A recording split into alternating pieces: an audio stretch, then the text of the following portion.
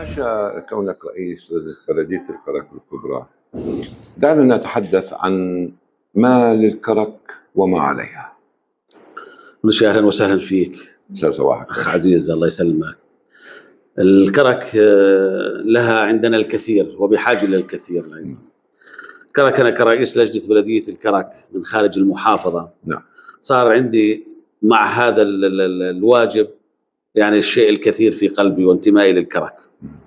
الكرك الآن تحتاج إلى الكثير من البنية التحتية، تحتاج إلى مشروع سياحي ضخم، والمشروع السياحي الآن هو برعاية الديوان الملك العامر. بتعرف جلالة الملك لما أمر بالتلفريك، الآن المراحل الآن نسير فيها على قدم وساق، والمشروع السياحي الآن نعمل فيه إن شاء الله. مع نهاية العام القادم 2027 ستكون الكرك بوجه آخر من حيث السياحة ومن حيث إعادة ترميم المباني المدينة القديمة، والمشروع السياحي والتلفريك إن شاء الله أنه في السنوات القادمة يكون أيضا جاهز الحمد لله رب العالمين.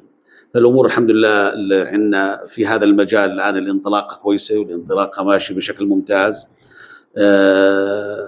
نطمح إلى الكثير للكرك.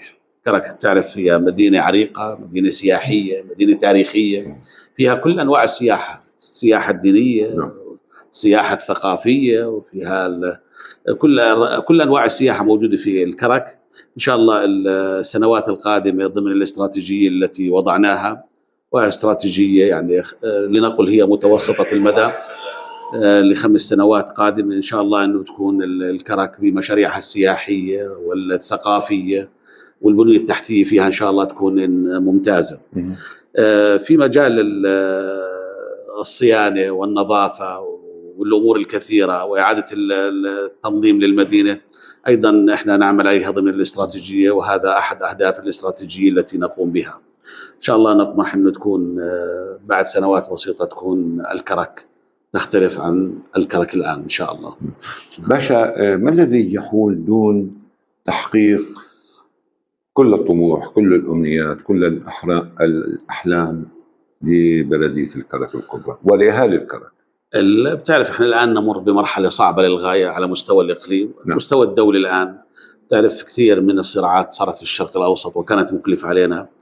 الحرب الإيرانية الأمريكية الأخيرة ومضيق هرمز اللي بتعرفه الآن هو يكلف كثيرا الآن. ارتفاع الطاقة، ارتفاع المحروقات، وبالتالي ترتفع الأسعار، وبالتالي كثير على البلدية يكون هناك عبء لأنها جزء من هذا الوطن. الآن الدولة تدعم المحروقات، تدعم الطاقة، تدعم السلع الرئيسية.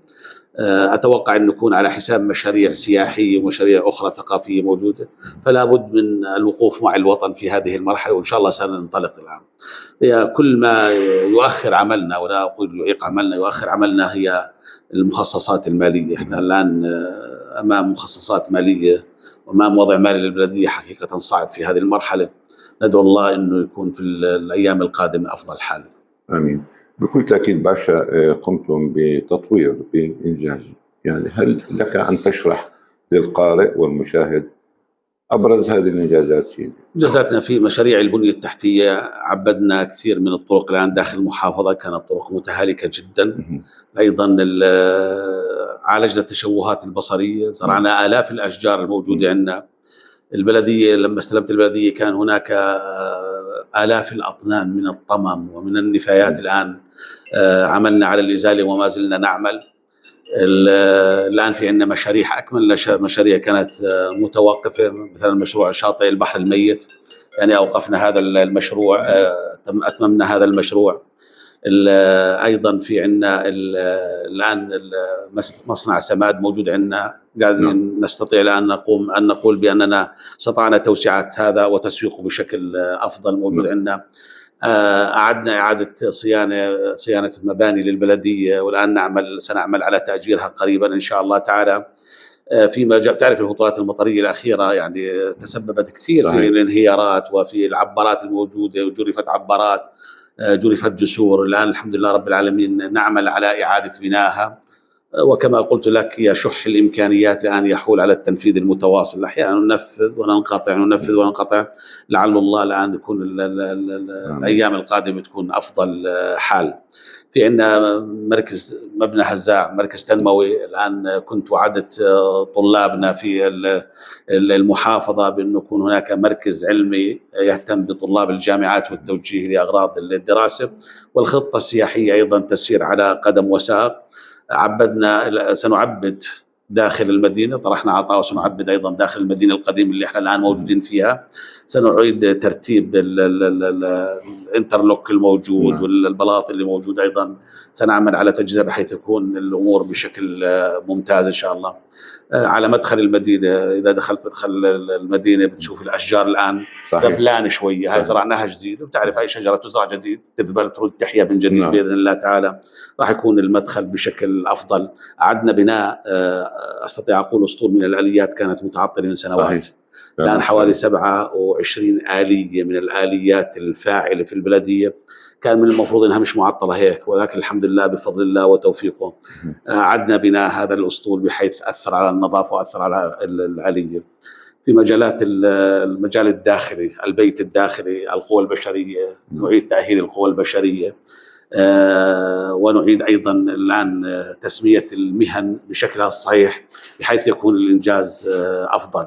الحمد لله الامور تسير على قدم وساق في البلديه، سواء من بيت البلديه الداخلي كموظفين او من تقديم الخدمات للمواطنين. سننطلق لشيء اخر عند الترخيص الابنيه، هذه واجهناها اخي الكريم خلال الخطولات المطريه الاخيره، بانه كان ابنيه مقامه على افواه الاوديه وابنيه في مكانها غير الصحيح، وبالتالي كان الحمد لله رب العالمين لولا قدر الله ثم جهود الناس الموجوده والشباب الموجودين لكان هناك في ارواح. سنعيد الان التنظيم الى الشكل الصحيح، ونعود الى الشكل الصحيح باذن الله تعالى. باشا، سؤال الاخير حتى لا اطيل عليك، هل لك رساله لاهالي الكرك؟ ماذا تقول لهم يا شيخ؟ شوف، الحمد لله رب العالمين أنا في مجتمع كركي أصيل ذو تاريخ عريق، وبالتالي النخوة دائما موجود الحمد لله رب العالمين. يعني أعطيك مثال، بالفترة الأخيرة عندنا مقابر مثلا عديدة الآن، والربيع هذا كان يعني في أعشاب كثيرة، الآن طلاب المدارس والمواطنين ونخوة الناس كلها موجودة.